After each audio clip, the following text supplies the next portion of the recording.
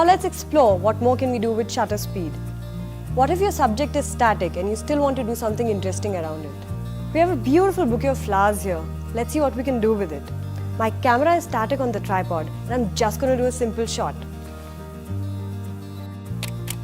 The colors are looking good, the composition is nice, but let's try something fun. I'm going to set my shutter speed at 1/4 of a second, and while the shutter is open and the exposure is happening, I'm going to use my zoom lens to zoom in.